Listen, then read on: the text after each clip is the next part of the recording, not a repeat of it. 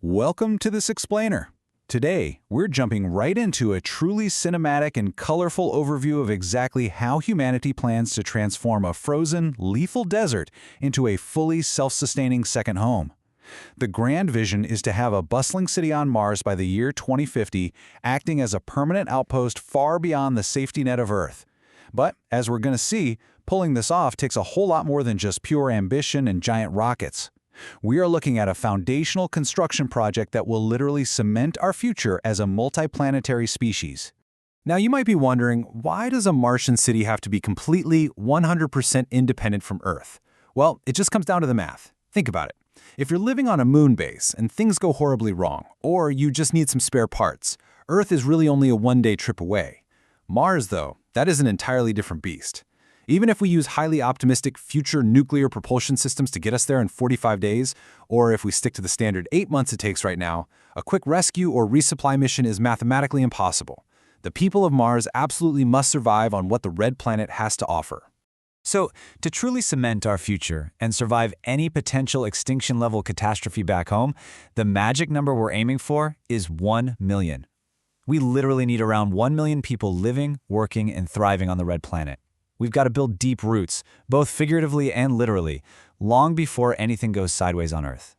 The ultimate endgame goal here is that one day the supply ships from Earth could just completely stop coming, and this Martian civilization wouldn't just scrape by, but actually continue to thrive entirely on its own. But getting to that 1 million person mark means we have to conquer an incredibly hostile environment. I mean, Mars is so extreme that stepping outside without a suit would cause you to instantly freeze, boil, and suffocate all at the exact same time.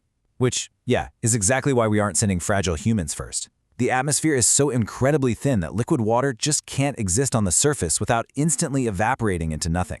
Throw in some colossal planet-wide dust storms and a heavy dose of deadly solar radiation, and you're looking at the most dangerous migration in human history.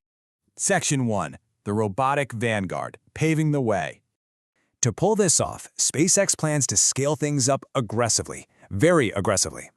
Optimistically, as early as 2026, we could see 5 Starship landers heading straight for Mars, completely loaded with 10 tons of payload and a crew of AI-powered humanoid Optimus bots. Now, we know SpaceX learns by blowing things up until they get it right? So they're sending multiple ships at once just to ensure at least one actually sticks the landing. Then, a mere 2 years later, a massive fleet of 20 ships will arrive carrying heavy infrastructure, perfectly setting the stage for the very first wave of human settlers. These robotic precursors are going to set up camp near Olympus Mons in the Arcadia region, and this is all to access the single most vital resource for our survival. Arcadia is an incredibly strategic choice. It's a massive, flat plain, making it perfect for landing huge fleets of starships. It's also near the equator, which means much better solar exposure for power. But the real kicker? Just beneath the dirt, it's packed with massive deposits of underground water ice. For our robotic vanguard, mining that ice is quite literally job number 1. Section 2. Essential infrastructure: water, air, and methane. What's truly incredible here is how this mined water ice ends up powering almost every critical system in the entire city.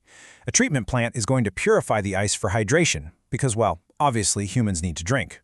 But water on Mars is incredibly versatile.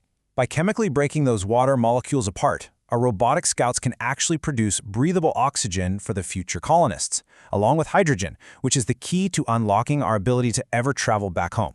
See, a return trip to Earth requires a massive amount of heavy fuel, so robots are going to take that extracted hydrogen and combine it with carbon pulled straight out of the thin Martian atmosphere to manufacture highly stable methane gas. Methane is the absolute fuel of choice for SpaceX's Starship. Pure hydrogen is just way too volatile and tricky to store. So by capturing carbon dioxide from the air, they can stabilize that hydrogen into methane, giving our colonists a reliable way to fuel up their return rockets without having to import millions of tons of heavy propellant all the way from Earth. To run these massive, energy-hungry chemical plants and survive the freezing nights, the robots are gonna be busy. They'll be laying down actual asphalt roads and wiring up industrial-scale battery grids. You see, a day on Mars is almost exactly the same length as a day on Earth, and that means 12 long hours of total darkness, where solar panels are completely useless. So they'll deploy massive Tesla Megapack batteries to keep the life support, the oxygen, the water, the heat, running flawlessly 24/7. Meanwhile, automated tunneling tech will be digging out that ice, and in a really smart twist, all the leftover dirt and waste rock will be processed into hard asphalt to build out landing pads and city roads. Section 3. Constructing permanent habitats, ice domes, and biocrete. Now, as much as we love sci-fi movies, shipping massive glass domes from Earth is just impossible. We absolutely must adapt to the harsh environment and build with whatever Mars gives us. Just to put this into perspective for you, the closest thing we have to a Martian dome right now on Earth is the massive Nature Dome at the Singapore airport. That thing weighs 3,500 tons. Transporting that would require at least 350 Starship payloads just for the raw materials, and that doesn't even count the construction machinery. So we really have to rethink our architecture from the ground up.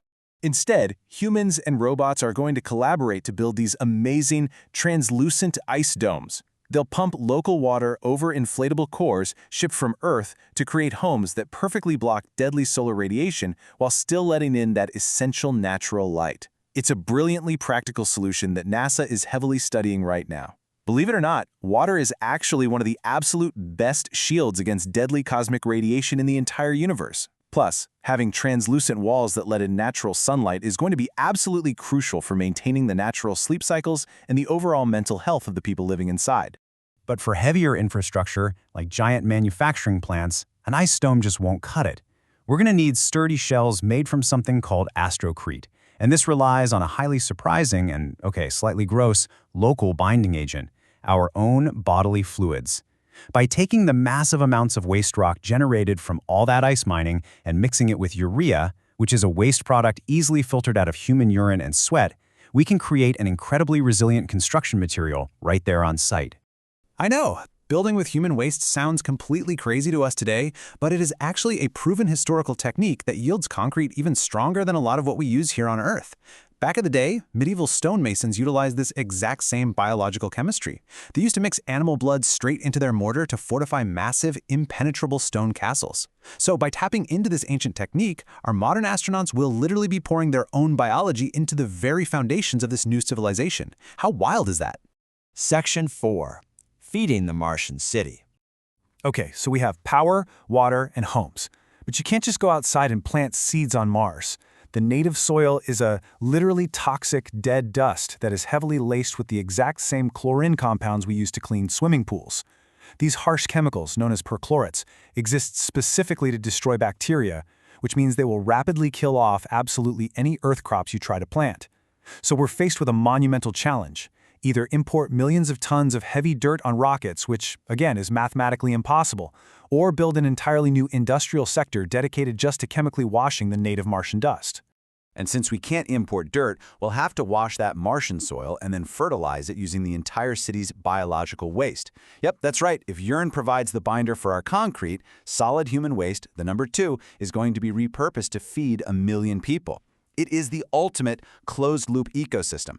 Listen, no one ever said colonizing another planet was going to be glamorous, but this gritty, highly efficient reality is literally the only way we survive out there without a lifeline to Earth. By mastering these brutal elements without relying on a cozy supply chain from Earth, we take our very first real step towards becoming a true multiplanetary species. Think about what we've covered. It requires deploying autonomous robots, pulling rocket fuel out of thin air, living in glowing igloos made of mined ice, and growing our food with our own recycled waste. It's a beautifully complex, colorful, and highly engineered choreography of survival. So, once we have successfully built a thriving, entirely self-sufficient civilization on the harsh surface of Mars, only one real question remains. If we can conquer a freezing, toxic, irradiated desert millions of miles away from Earth, what other impossible frontiers in our solar system are just waiting for us?